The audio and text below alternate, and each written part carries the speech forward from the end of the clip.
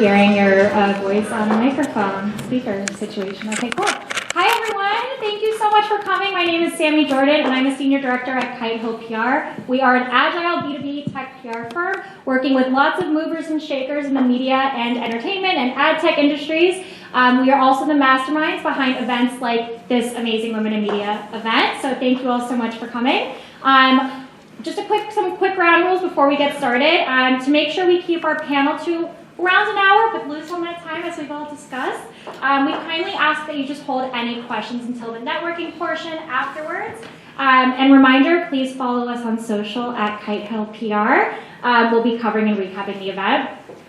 A special thanks to our sponsor, National CineMedia, the US's largest cinema advertising platform reaching young, diverse audiences through the power of movies and pop culture. They are also the US rep to Cannes Lion, International Festival of Creativity. And without further ado, I pass it over to Kerry Flynn, our amazing moderator this evening. Thank you so much, and thank you to Kite Hill. This event already, I'm obsessed with my panelists, and this space is so nice. I've definitely walked by this space like 5,000 times and never looked inside. Look how gorgeous it is. Anyway, so happy to be here. My name is Kerry Flynn. I'm the media news reporter at Axios, and I, like I said, have the pleasure to be with these lovely panelists who I want to introduce themselves, if you don't mind. But you know, we only have so much time, so keep it a little brief. But name, title, what you do, your company, and then I have a fun icebreaker question. As you're probably aware, this past year, like 2023, was pretty difficult for media. You know, lots of like doom and gloom stories and headlines. I want to hear about what like a major win that you all had, like personally at your company. I guess we'll keep it work related. I'm sure hopefully you had some personal wins too. But some work related major win of 2023. We'll start with you, Linda. Okay. Hi, I'm Linda Villani from the Daily Mail. I'm the Chief Revenue Officer, and I'm fortunate I get to go back and forth between New York and LA a lot because I actually live in LA. I would say that a big win for us this year, two things. We started our own insights team in the US, which was a big deal for us because we have a massive team in the UK. So we were always working with them, and everything had a little more influence of UK, and now we have our own insights team here. And the second thing is we're working more closely with our editorial team, and today we had one of our very first session where we brought two people from our editorial team, Charlie Langston, and she spoke all about Kate and everything that's happening. So I promise not to pivot this whole panel to talk about Kate Middleton, but I've thought about it. And it was really great because she just gave an update of everything that's happened from start to today, and made you feel a little bit better that some of the rumors aren't true. So, I'm Jenny Wall. I am CMO of VideoAmp. We are an ad tech platform, and full disclosure, Kite Hill is our PR team, a wonderful PR team. We are basically a competitor to Nielsen, and we do currency and measurement. And real quick on me though, just like I spent 30 years on the other side of the business, like working at Netflix, Hulu, Nickelodeon, Spotify, had my own agency, and I'm on this side because I really do believe that ad dollars are wasted. I believe that CMOs have short tenures because they get blamed for everything, and I'm on a mission to make marketers revenue drivers, not cost centers. And I truly, truly believe that it needs to be disrupted, and Nielsen needs to be disrupted. So positive for us, honestly, we had a great year. And the reason is just because we got so much momentum in order to get adoption. Kerry knows because we interviewed us a lot of times and follows the tech reporting, but we had a 1,400% growth in currency.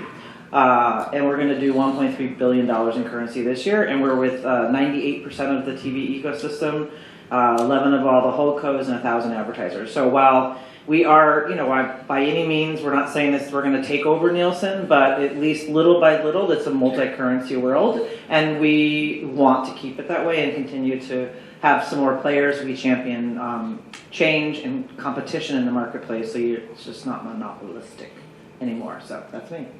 Amy. Hello. Hi, everyone. My name is Amy Tunick. I'm the Chief Marketing Officer at National CineMedia.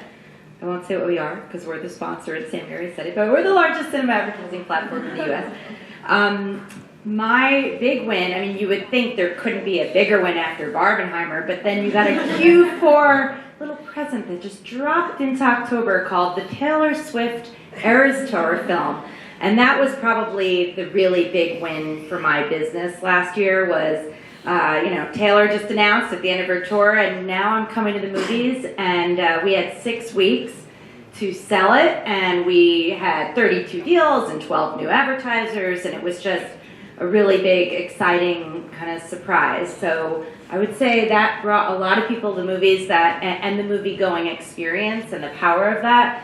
And it just reminded a lot of brands, which is our businesses, ad sales, revenue, about, the cultural impact of movie-going and the experience. It was so lovely, and I'm only slightly biased as a huge Taylor Swift fan. But no, it's so great to hear about such good wins this past year. Amy, I want to stick with you for a bit. And also, I thought we were all drinking wine. Am I the only person who likes wine I here? mine down. So I'll go get mine. Okay, I'll make you Yeah, feel better. Question for Amy. I'll make you feel better, Kerry. Too many things to hold. I just. All right, well, Amy, I'll ask you a question instead. So you joined your company in 2021, so obviously an insane time for movie theaters.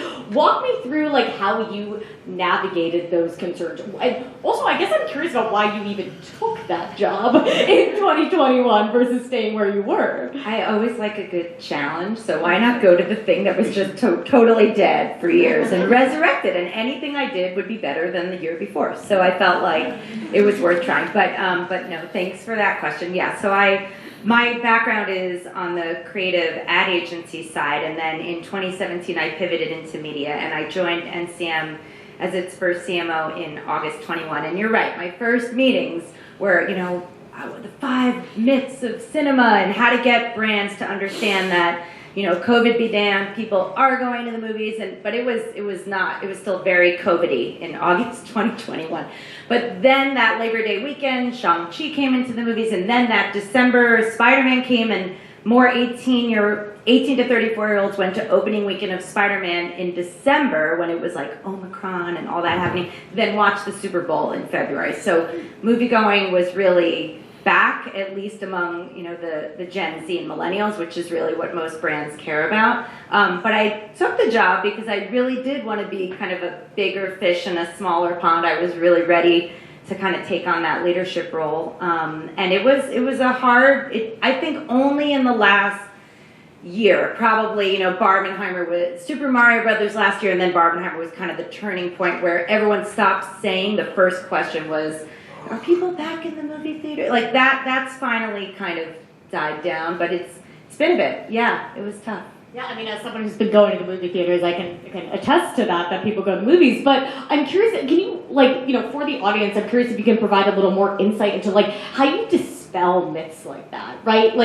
To, bash my own profession, it's the media is writing these headlines again and again that movie theaters are dead. And sure, there are stats that, talk about the decline in attendance, but when you're having those conversations with advertisers and clients, what do you really point to? How do you, change the narrative there? Yeah, that's a great question. Well, just to take us all back, the movies have been around for 130 years, and the movies are always dead. The invention of TV, the invention of the VCR, and then streaming came. So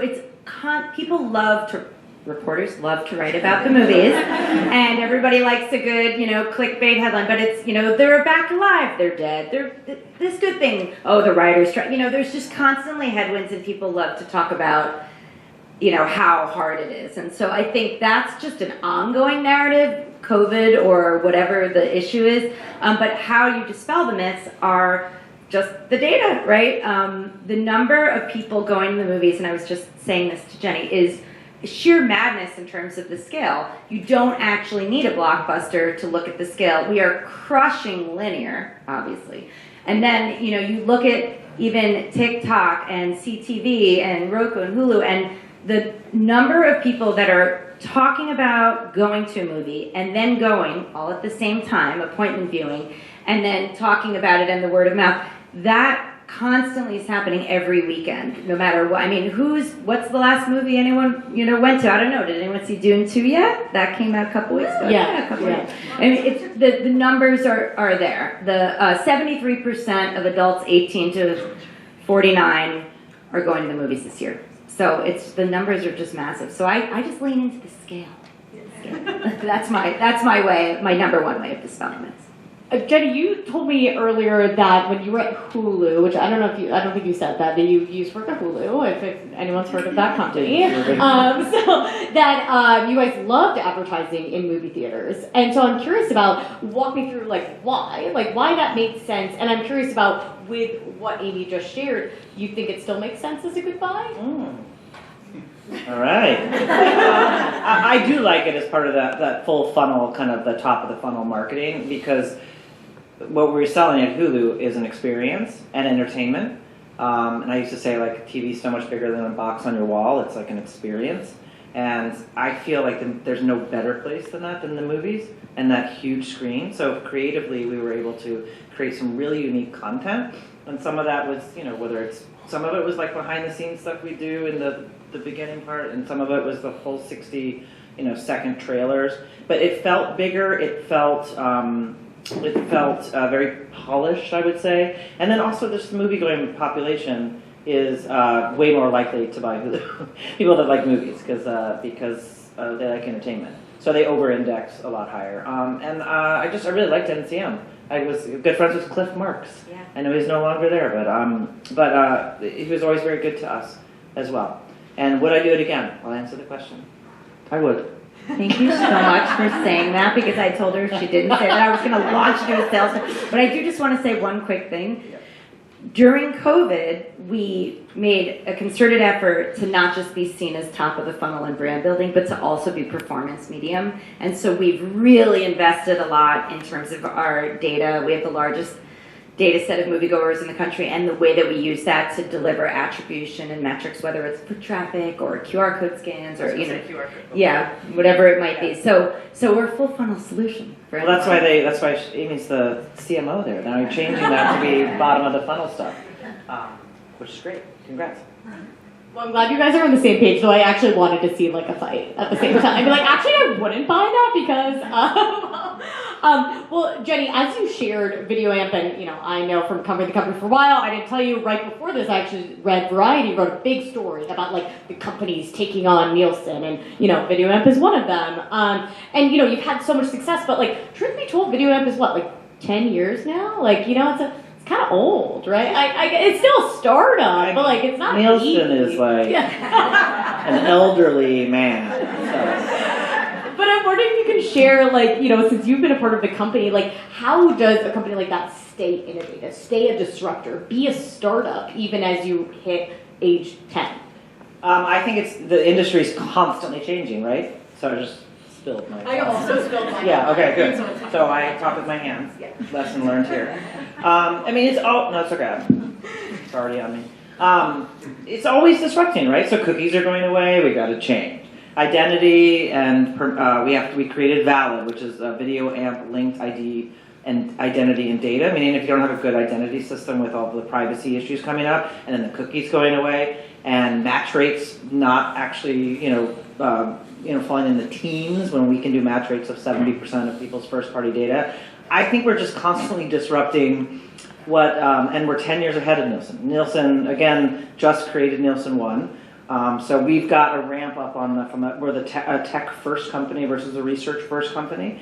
And so we're just going to continue to change as what our consumers need and as the industry changes. So I think we'll constantly be disrupting, and we're almost 10. This summer will be 10. Sorry, I'm getting ahead of it. I know. Well, so I'm curious, like, advice to like the people here. Like, what would you say on like how to best like continue to be a disruptor, right? Like, sure, I know, like you said, you're up against a company that is so much older, but again, like as you age, like how do you stay ahead?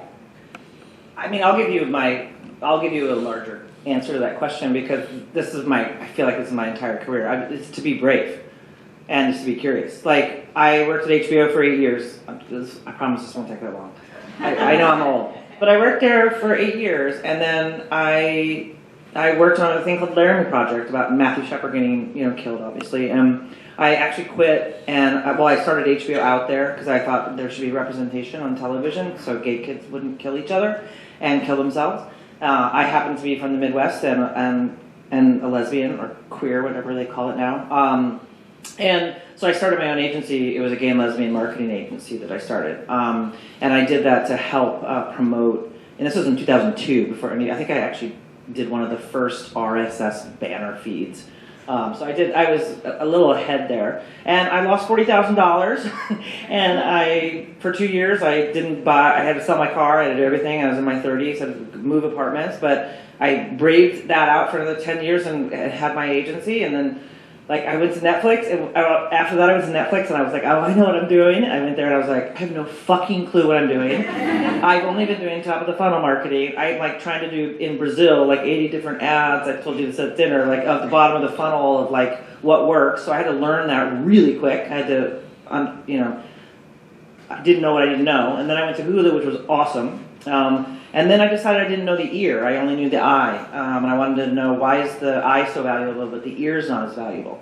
And so I went to Gimlet, a podcasting company, and we sold to Spotify, but I ran the Gimlet, the ad sales bit. I didn't even know what I was doing. I made podcasts for Ancestry.com. And then we sold to Spotify, and then I went to Nickelodeon because I didn't know kids. And now I'm in ad tech, and I'm just curious. I just want to continue to learn. So my advice is just do not be afraid to fail, and do not be afraid to try things, and don't give a shit what people think about you, and I think do something different. And I feel like I've been everywhere that's disrupted. I feel like I've been lucky. HBO was a disruptor, and then I was digital before everything was doing digital, and then I went to Netflix, and then I went to Hulu, and then I went to audio. Kids was sort of a little setback, that wasn't. And then where I am now. So anyway, that was my long answer. You were probably asking for that. I think that was super educational, right? The be brave, be curious. I feel that, right? I was at a conference earlier today where I'm listening to these presentations and they're so over my head, right? But you want to be pushed that way, right? You don't stay same old. Don't be afraid to ask questions. Yeah. Well, it's about time I ask you a question. Well, I hate to bring up age again, but Daily Mail has been around, right? Is 120? Do I have that right? So I'm kind of curious to ask you the same question about what would you say the ways that Daily Mail has been able to stay so relevant, right? And I biasly say that as someone who is clicking on your stories constantly, who is sending stories to my friends constantly. I've followed you guys on Snapchat for forever. I follow your Instagram, so I teased a little bit about how you do that because you appear in so many different ways. But what can you tell me about? We do, and do you follow us on TikTok? Yes. I try Don't to spend, start. I try to spend less time on that app. But tell me a little bit more about kind of the secret sauce into how the Daily Mail has, again, just been so relevant for so long. I think it's a few things, and the Daily Mail is 125 years, and when you think about it, the chairman of our company, his grandfather and brother started the company, and now he's running it. He's bringing his family into it. His son is a big part of the company now. It's a family business. They own it, and they believe in the brand, and they're making great investment in making sure that the brand is a success wherever they go. So we're super fortunate that we're investing in a lot in the U.S. We are investing in video. We're investing in more U.S. content. If you guys have been reading the Daily Mail, it's about 15 years old in the U.S. If you've been reading it, we now have way more U.S. content. We used to be known for Premier League on our sport channel. Now you can come to us for MLS, other American sport. We hope to be known for America's home for soccer. We are investing in a wellness channel. We have created now our money channel in the U.S. has dollar signs instead of pound signs, which is a big deal for us in the U.S. You can't really figure out your mortgage with a mortgage calculator in pounds in the U.S. So we're making a huge investment in our editorial. Additionally, we, to stay relevant, we about 3 years ago started putting things on TikTok when nobody knew what it was and who was reading it. And we have 10 million followers in just 3 years on our TikTok channels. The main one is Daily Mail. We've started a sport channel. We've started a gaming channel. We have a pet channel. So we've really tried to stay current with all the different trends. And then another way that we stay relevant is we have offices in London, Australia, LA, Washington, and New York. So somebody is always writing for the Daily Mail, and we're always breaking news and telling the story probably quicker than anybody else. So I think that really helps You us. don't have to tell me that. I'm always chasing. And you read us on Snap, a lot of young people do, but then they quickly go to Daily Mail because every single day we write over 1,500 articles, post over 10,000 pictures, over 2,500 videos every day. This is globally. And on Snapchat, we're the largest publishing partner, and we only put 60 articles a day in Snapchat, which I say only, and that's a lot. But imagine the content that you're missing, so.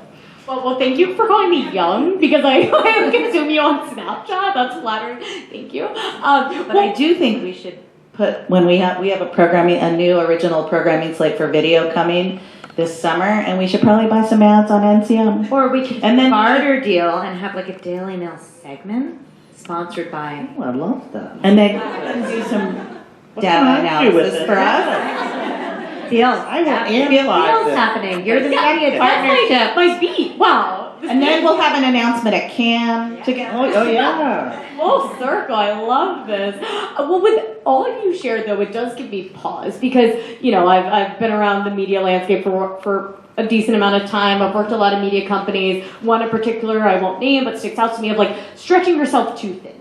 Doing a little too much. There's all these platforms and all these ways to reach audiences, and you can get, maybe distracted, and maybe they're not very financially viable. But again, you guys are thriving and doing so much. So what's the secret behind that? Like, how do you manage that? How do you manage what you said, like 5 TikTok accounts? Like, how do you manage that and go about that without, again, feel like you're wasting time and resources? Well, some of it is we throw it out there and see if it sticks. And when it works, we keep investing in it. I think one of the things that we're working on right now is how do we manage gaming, and I don't think articles about gaming are necessarily for Daily Mail to report on, but we've been doing a lot of research internally and realized that our gaming TikTok channel is growing like leaps and bounds in just 6 months. And so I think we test things, and when they work, we really keep a focus on it. And we've hired a lot of people on our social team. We have a TikTok team, we have an Instagram team, so we really focus on the different channels and how we can better serve those audiences. But when you think about it, the most important thing is we are writing a lot, and sometimes I go into meetings and I think, okay, I know you don't want me to tell you that we can be everything to everyone, but we are. We're breaking news, we're celebrity gossip. Our Showbiz channel has been a huge success in the US from the start because we have been writing about US celebrities and influencers the whole entire time. And that was a testament to how important it is to be relevant with US content. But when you think about it, we're showing up in your newsfeed, whether it's Facebook, whether it's Snapchat, on MSN, on Samsung News, on Apple. Yep. So we're serving you and you and you and you and you in what you're we have something to serve you in that moment that you want to read about. And so I think we have 200 people writing for us in New York, 50 in LA, I don't even know how many people in London. We also have newspapers, we have Metro, so we have a lot of editors and writers that are constantly keeping the Daily Mail, we're called Mail Online in the UK, current, focused, relevant, so. That gaming, I'm still very much hooked on that whole gaming thing because I think that's fascinating because there's other publishers and my peers in media have struggled and not kept their jobs because there's just been a cutback on that. And you're saying, okay, but you need to find the right channel. You need to find the right place to talk to people. And that's fascinating to me. Well, and for us right now, it's TikTok because we're talking about my boyfriend plays too many games, but then we're also highlighting what the latest game is. So it's a conversation that maybe everybody in this room wants to listen to, but you're not watching every single TikTok on the gaming channel. You're watching the ones that are popping up in your feed because of the crazy algorithm. Jenny, you said Apple. I'm curious if you have more thoughts, or I don't know, as a consumer or from your job purview on what channels matter and how to reach people. I know with what you do, right? You're all about measurement, right? So I know obviously you're very much focused on TV and networks, but like anything you have to share in terms of what you've noticed in terms of like how the consumption of media has really changed. Yeah, I mean, I think you said it before. It's like the fragmentation of media it's the challenge. Is trying to figure out where you're actually finding people, whether it's in the movie theater or on TikTok, and what is their attention there. So I just think it's gotten way harder for us to actually find people, but I think that's why you need, and again, not necessarily video, not just like measurement in general, being able to like full funnel look at where your audience is and then have to try to tie that to an action. I think us as marketers want to be able to say we did this and this person bought that or this person subscribed here. And I think once you start to have all these, and then you have walled gardens and then you've got LiveRamp and like it's just so many different channels that I think, you know, I will say that we are able to, with our clean rooms and such, be able to take that data and actually match it and follow people. Sounds Wait, bad. so sorry, for people who don't know what clean rooms are, like I feel like you and I could talk about clean rooms all day. Why don't you tell them what it is? Privacy conscious, like technology to share and data. You don't know who you are. That was good. No, I'm just saying, I think with people in so many different places, the data breaks when you start to go, when you're looking at it from it goes here, then it goes to LiveRamp, and then it goes to here, and then it just literally goes, you have all your first party data that you're trying to reach, you know, you want to buy a car, I know you want to buy a car, and then once you go into the ecosystem and go around, it just breaks. It like, and then you come back and I'm like, oh, I only talked to like 10% of the people I wanted to talk to. So that's just what I'm focused on right now. And then I think in my previous jobs, it was just trying to find the right tools to figure out like where are people consuming and what is the right frequency, what is the right message. And we're in a place right now where we've gone from finite ads to infinite ads. So we're doing Thursday Night Football with Amazon, and you go from, I could serve, you know, someone could make one ad, you know, for Popeye's chicken, or you could make 1,000 ads for Popeye's chicken, and you could get them, you know. So we've really gone from finite to infinite, and so that's sort of, I think, I don't know if that answered your question at all. Well, I was like Apple, so that was a very broad question. You're right. But I like Apple. I use Apple News, and that's where I get my daily mail. I don't feel like I know so much about you now. But I mean, in terms of like that media fragmentation, it kind of seems like, well, it's like this scary thing. It arguably is like a little beneficial for you guys, right? Because you're like kind of the solution to help measure that, no? Yeah, no, I think that going from just like you said, just television, we can't just look at linear television. I mean, Do you want me to know? Throw it down on the ground.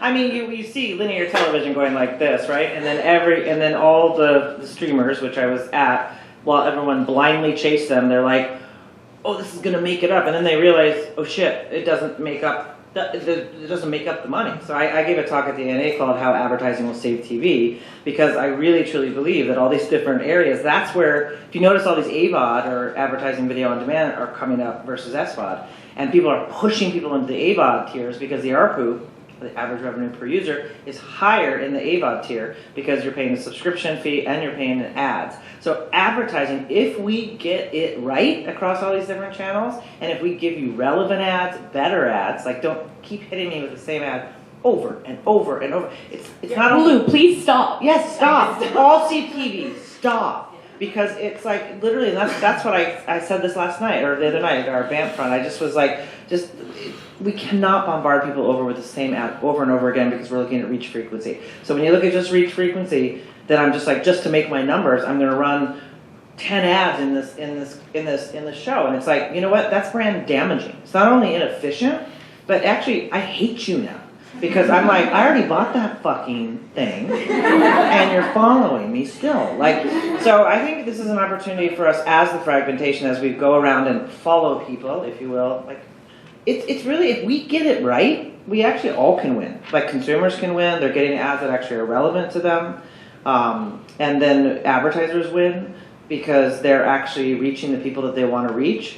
For a much more efficient price, and I think the publishers win because they, in the end, then are actually going to get more advertising from those people because they're actually seeing results.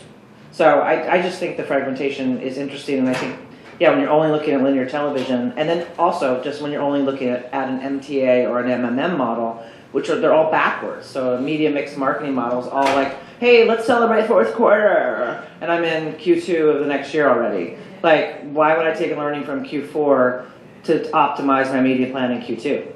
So that's kind of what I'm on a mission to do, is to help people make decisions faster, make decisions cross-channel platform measurement, not just in one place, and then be able to optimize so you guys can look like heroes in the end. That's the end goal. Love that.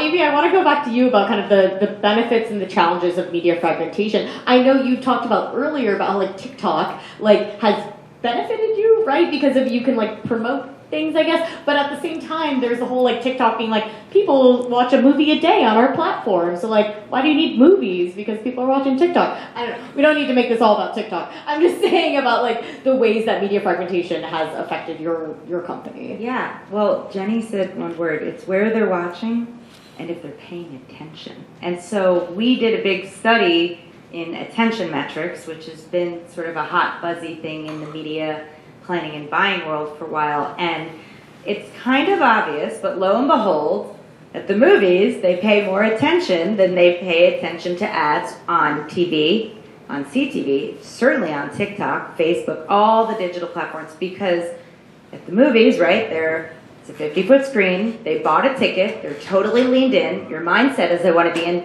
entertained, you're being told to put your phone away, so you do. Like, it's just kind of obvious, but we validated it with a big study with Lumen Technologies, and they do this whole eye tracking thing, and they really, hone in on basically the numbers, which are for a 30-second ad, in cinema, people are watching 25.5 seconds of that ad. And that, like, crushes kind of all these other mediums. But so that attention metrics thing in the fragmented world has become a really valuable currency. And that is something that's now helping us also with the sales pitch, but then beyond that, like for the advertisers, making sure you put all this money and time into telling the right story, and don't you want people to see it. When it comes to TikTok, or any really just social platform, it's a 3-second view. I mean, TikTok, you're not running a regular ad, it's a different kind of content piece, but in general, it's a 3-second view. So it's kind of like, okay, do I want people to watch my ad for 3 seconds? What does that mean? And somebody said something to me, they were like a salesperson at formerly known as Twitter, that first second. And I'm like, the first second? The first second? But so one of the things I've been doing is, and because my background is a creative agency person, is going back to the creative community, not just the media buying community, to kind of reintroduce storytelling as a medium and longer form content as a medium, because every creative is an egomaniac that wants their, beautiful video content on the big screen. But also we have the data that people are going to watch it in that environment. And so we can kind of come around on the back end once we've told them. And I think in this fragmented world, it's where are people paying attention? And that's really been our kind of lean in. And so it helps us a lot that we have the data to back that up. Yeah, I hear you on that site. Sounds so much as someone who goes to the movie theater a lot. Like, I have Dune 2 before Dune 2. I think I saw, like, a bunch of Disney World ads. Like, I don't know if it was specifically targeted to me, but they were, like, it was, like, multiple minutes, right? It was, like, so impressive. And so even, like you're saying, maybe you're looking at your phone for 1 second, and then you're, like, gonna look up eventually, right? It's fascinating. Anyway, I could talk about that all day, but we're starting to run out of time. One of my questions for all of you, I want to talk about Gen Alpha. I feel like we're starting to see some headlines about it. Axios has written some articles, but there's the constant obsession about millennials like me, Gen Z, right? Like Gen Z. Gen X. Never Gen forget. X. But Negative generation. feel free to share more Gen X stuff. But I want to hear about like kind of how you're starting to like think about the future, right? And the future, again, being Gen Alpha. Maybe I'll start with you, Linda, at the Daily Mail, if you've ever started to consider that audience. It's interesting that you want to ask me that question. I hate to admit this, but we just did some research and found out that our audience was actually getting older. So on dailymail.com, and we were surprised at the median age. So I don't know if we're doing it. No, I'm kidding. We, again, are consistently working on how we're talking to that audience, and Snapchat is a huge place for us to be talking to a younger audience, and then and you, and on our social, but they don't read news, so it is a good question. They don't read news, and they don't really read articles. They watch them. So like more of an investment in video then? We're definitely making a bigger investment in video. We're also doing, when Amy said something about Lumen, we are working with them on engagement studies, but then also finding out where people's intent to go after we've tracked them in their eyes and what ad units they're watching, and then where are we tracking them as they go from one piece of content to another, and are they reading the same kind of content, or are they jumping from hard news, salacious celebrity story, MLS? So Why do you keep talking about me? So that may help us. We're just putting that study in market right now. So, Jenny, I'm curious. I know VideoAmp is like a little walkie to be talking about serving Gen Alpha, but like maybe what you've heard about your clients, right? Like, because Gen Alpha doesn't care about TV anyway, so like, I don't know, are you going to be dead in 10 years? Sorry, that was very aggressive. they do, but we don't just do TV, Kerry. You know that. I know. Are you saying is Gen X going to be dead in? I know. Don't attack us, you millennial. I have a 9-year-old son, so I'm right in the sweet spot of that. Yes, I think with the consumers, it's going to still continue to get fragmented. So I think we have to stay ahead of that. And then you have people like my friend Craig over at American Eagle who, I met with him and he's like, I don't buy any TV, I buy 50% TikTok. So we've got to get, as an industry, really, really good at making sure that we're understanding those behaviors. And then, and I don't know if you guys know this, but 50% of YouTube, not YouTube TV, YouTube is spent on the glass. So on the TV living room. So, I mean, that's pretty incredible that is still being watched on TV. But it's we have to, and we do measure that, but to make sure that that's measured as well on all the different screens. And then I think just getting really good at, the who's in the household. So instead of just the demo, it's like you've got, do you know that there's a 10-year-old on an iPad? And then I just have to throw out the Gen Alpha, I think, is when they get older, because right now you can't target them. I worked at the Nickelodeon. I'll just say one of my biggest things was realizing, oh shit, you actually can't target kids. And I can't even run a Paw Patrol thing on TikTok because it has to be for like 18-year-olds. So I think getting really good at that privacy stuff as well. And I'll just see what my son does, and he'll tell me what to do. What's Craig gonna buy when TikTok goes away? That's the question. Let's go to Craig together. Yeah. Figure it out. He's gonna buy Movies. and see it. Yeah. Well, wait. Can I just add one thing? Gen Alpha and the skincare. I don't know if you guys have teams. Whoever, like, I mean, a good friend that's CMO of Elf, like Corey. Corey probably. I mean, these kids spend they spend so much money on skincare. It's crazy what's happening. So whoever is monetizing that, I think it's looking at these trends that are now just blowing up. They're probably ruining their faces, but why are they worrying about aging at 9? But anyway, it's like, but it's crazy. So you have a I have an 11-year-old Exactly. and an 8-year-old, and I'm like trying to keep them out of all Sephora. that. Yeah, I went into Sephora the other day. I was like, what the fuck is happening? It's very scary. My Gen Alpha plan is to take my kids to the movies this weekend, but that's another show. But Wait, what are you taking your kids to? I think Kung Fu Panda. Kung Fu Panda 4. Kung Fu Panda 4. Not Dune 2. Got it. No, little Jack Black action. No, but we don't have a Gen Alpha plan. I'm just, But the moviegoer average age today is 30. So we're really young already, which is great. And I think Gen Alpha I'm Gen X. I'm like right there at the end of that. And so I'm just like, as long as Gen X and millennials are taking their kids to the family fair, that's sort of the plan, because we can't, we have like GPG content and ads, but it's harder to get advertisers to do like GPG. There's not even G movies anymore. It's like PG, and then it's like PG-13R. And horror's back in a big way, and all my kids see are horror ads. I'm like, no, we're not doing that. But we don't really have a plan, and I'm just going to lean into the whole multi-generational, attendance thing. So just to be honest, we're not that far ahead of it. But yeah, I think it's a good question, and we should probably get on that. Thank you. Well, it's supposed to be stressful. I think taking your kids to the movies was like a plan. Like, I guess, yeah. I mean, the skincare thing, I just wear sunscreen. So, like, I don't know. I got to talk to these Gen Alphas. So we're, like I said, close to time. I want to talk about Cannes, as was shared in the thing that we were talking about that. I think you all will be in attendance. So my question to you all, why? Like, and maybe Linda, if you actually wouldn't mind like presenting to us like what Cannes is and why it matters and why you're going, if you don't mind sharing.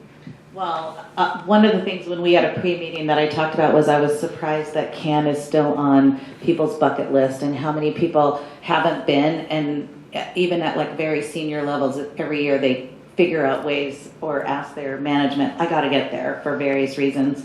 And you get calls like, are you having something? I need to tell my management I need to come to your event.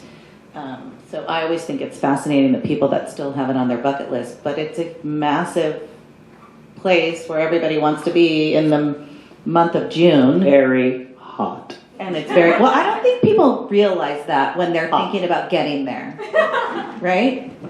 But Daily Mail has been to Cannes over the years in a variety of ways. The last time I went was a few years ago, and we had 3 yachts at the end of the pier with a big, huge sign that had a big M at the end of it, and every night we had a huge party on our yacht and then a side party on the pier, whatever they call the end of that pier. And this year we're having a lunch on Tuesday for 50 people. I'm obsessed with that anecdote. From 3 yachts to a pier party. But that was a lot. You guys are doing well financially. Yes, it has nothing to do with that. It has nothing to do with that. I think it has a lot to do with what you're there for and what you can announce and what story you want to tell, and not going there every year to make a big statement about nothing. And this year we have a big announcement. We have a huge investment in video. We're rolling out a original slate of programming, and we hope to become one of the biggest video publishers in the world. So we have a big mission this year. But not 3 yachts. But not 3 yachts. Okay, got it. Can I say, just for those of you who don't know, the Cannes Lions International Festival of Creativity is the most prestigious advertising awards event in the world. And the main purpose of Cannes is to celebrate creativity globally. And all of the agencies and brands around the world are submitting to win awards for their work. And it has then morphed and become 3 yachts with an M and a party. I mean, I just wanted to clarify. No, but it makes me sad. But we talked about this. Yeah. It's really sad that a lot of people I know that are going, they don't even get they don't get badges to go to the conference. They are going for the soiree that's happening over the course of 4 or 5 days. Yeah, I mean, I saw that happen in real time around 2014 or so. It was like, you would go there for the creativity, because I was on the agency side as well, and it was really amazing to see, like, walk through and just see some of the stuff. And all of a sudden, I remember I met with Jack Dorsey at Twitter, I think in 24. Like, all of a sudden I was like, where are all these ad tech people here? And it just has taken over. And so you go there and there's like Google Beach and there's this and there's that. And I was just saying on the call, I actually find it really sad that we've lost what the Cannes Lions were meant to be, and that is about celebrating creativity. Now, the badges are $10,000 or $5,000. They're expensive. The whole thing is expensive, but it really has turned into, some kind of extravagant, thing. And I think this year, I mean, we're scaling way back too. We don't have a yacht. We had a yacht last year. We don't have one this year either. We have just a meeting space, and we're going to program it. Kerry, maybe you'll come moderate something for us. I'm like, who does have a yacht? That's now my question. No, let me clarify. The pier is under construction. And there's a bunch of rumors that it's because of Jeff Bezos' boat didn't fit it, but that's not true. But that's what was going around, and so the pier is under, so there's only half the amount of yachts. It is a big year for Amazon. They're starting to sell ads on Prime. Year, so they'll probably. So maybe he's rebuilding the pier for him. For his. When you said Amazon started to sell ads, I'm like, no, on Prime. On Prime. Amazon is like the bestseller of ads. Okay, well, Well, yeah, so. I'm going. I still think it's great if you do it well, but plan it. As I would just say, if you're going, it's very expensive. Buy your ticket now. A main cabin is like $5,000, and like it's ridiculous. We do Airbnbs. Don't go to if you go to the hotels, you have to buy a delegate pass. So if you want to get in a hotel and you get delegate pass, maybe you could share it. Sorry. But I would really plan it out, like, and get meetings because everybody's there. That's the thing is, it's kind of like you're like, oh, I see you in New York all the time, but we have to meet in Canada or Rosé. This is crazy. But there's also I'm gonna give a little plug to the female quotient. They're I don't know if you guys know them, but they're everywhere. They do a big thing there at Cannes, so they have a very great space there that has a lot of incredible panels with women and also men supporting women, and a great safe space to hang out as well. So there's some really great brands there. I think you just have to really plan it, right? And try to go in and see the creative. Totally. So the reason I'm all like knowing and passionate about this is so my company, NCM, is the U.S. rep for Cannes Lions, and what that means is that we facilitate the festival jury nomination process for U.S. nominees. We help Cannes with that, and then we give them recommendations. And we run the U.S. Young Lions competition, which is for the 30 and under young professionals. There's PR, media, film, print, and digital are the categories, and we are right now judging that. And the winners of the U.S. Young Lions become Team USA, and they go to Cannes and they compete on the global stage. And this is like the greatest part of my job ever, because coming from the creative agency side, I went to Cannes one other time. It was in 2016, so it was already like Facebook Ferris wheels and things like that. But I was there in the awards vibe and, going up and winning awards and looking at the work. And so I sort of had the original perspective. And then I went last year with NCM as the US rep, and of course my bosses and the sales team are there doing the whole schmooze thing on the yachts, but I'm also sort of straddling the line and helping the young lions who are there feeling imposter syndrome. Why am I 25 years old and I'm here? And to your point, Linda, like this is still a bucket list thing. And the programming and the content, it's out of control. It's really, like, content-wise, unbelievable. And so I think to answer your question, why people want to be there, of course it's the rosé and the fact that it's beautiful and cool. But it's like truly the most inspiring place for the advertising and communications industry. And it's kind of this swirl of creativity and inspiration and content and allyship and AI and creativity and, Black people in advertising. And it's like everywhere, every single thing. Like the head of Mattel talking about the Barbie movie with Weber Shandwick, who was it, or, it's just like constant, it's everything. And I feel like you feel like you're just completely overwhelmed, and then you come out of there, you're like, oh, I just met 25 people, and I should take those meetings in New York now that I met them. But it's beyond me. Like that's why it's the best part of my job, to be in this role. Seriously, it is hot. I'm serious.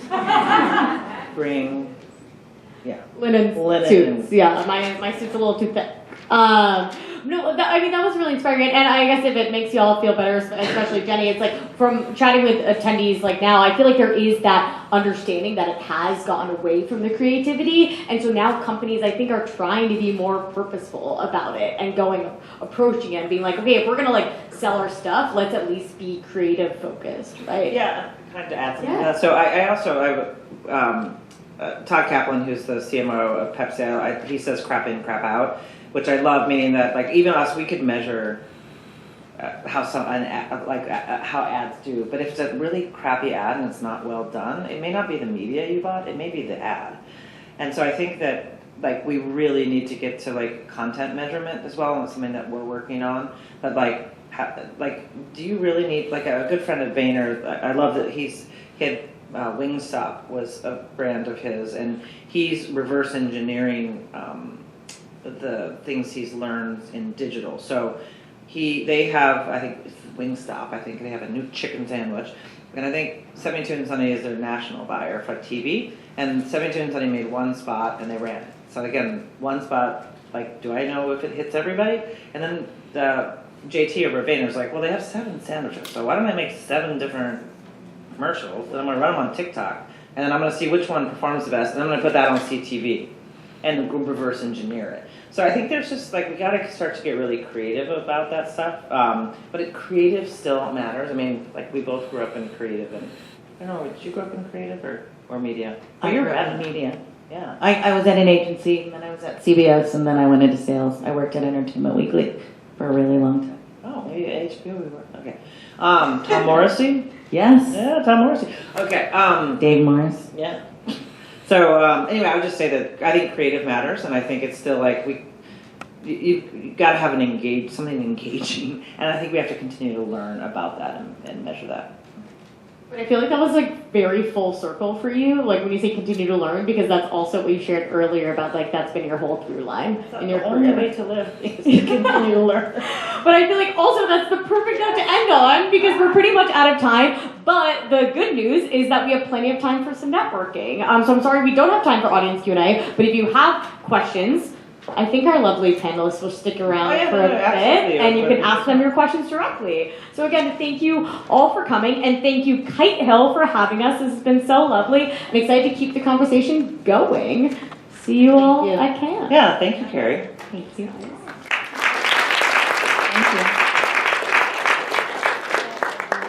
Okay, that was incredible. Thank you guys so much. Quiz time, what's a data clean room? Everyone know? Because we talked about it tonight. Well, thank you all so much again for coming. Any questions you have, find our panelists. We can have a little networking, enjoy some drinks, charcuterie boards. So yes, if you have any questions, we'll be having more events like this year. So please catch us after and keep up to date with all that we're doing at Kite Hill PR on LinkedIn. Thank you all.